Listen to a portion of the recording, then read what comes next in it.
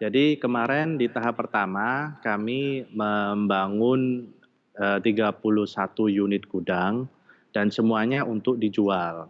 Dan sekarang sudah selesai tahap pertama, kita masuk ke tahap kedua, kita akan membangun sekitar 30-an unit gudang lagi dan juga 12 unit ruko. Nah, sekarang kita buka kesempatan bagi konsumen kami yang ingin hanya sekedar menyewa.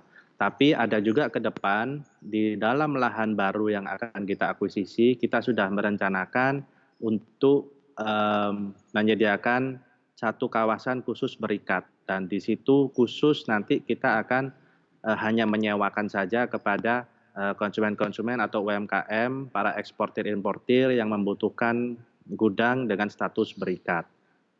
Dan mungkin satu hal yang ingin saya tambahkan Pak Daniel, apa yang membedakan perusahaan kita dengan perusahaan pergudangan yang lain, itu dari luasan unit gudang yang kita tawarkan, itu kita sangat fleksibel.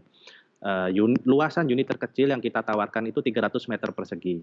Sedangkan mungkin di kawasan pergudangan lain luasannya jauh lebih besar, sehingga menyulitkan bagi pelaku-pelaku UMKM atau importir pemula. Mereka yang baru saja mau berpindah dari menggunakan rumah atau hanya sekedar toko sebagai tempat penyimpanan barang, mungkin usaha mereka berkembang, mereka membutuhkan gudang tapi tidak terlalu besar. Nah, menurut kita luasan 300 inilah yang paling optimal untuk pasar pengusaha menengah seperti itu. Tapi kita juga bisa memenuhi permintaan pengusaha skala besar. Apabila mereka membutuhkan gudang luasan 1.000 atau 2.000, mereka bisa membeli beberapa unit gudang luas 300 tersebut. Jadi itu merupakan keunikan yang kami tawarkan.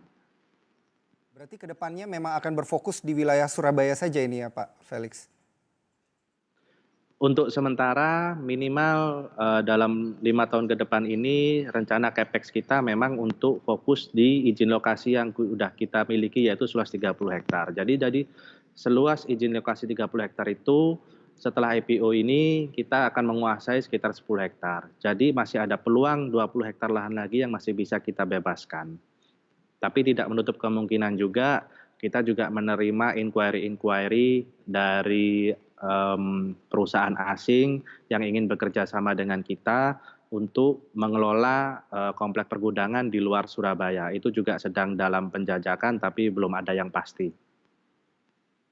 Baik, Pak Felix terkait dengan kinerja, bagaimana gambaran pencapaian kinerja keuangan perusahaan Anda ini terkait dengan tahun 2019 dan juga prognosanya di tahun 2020 akan seperti apa Pak?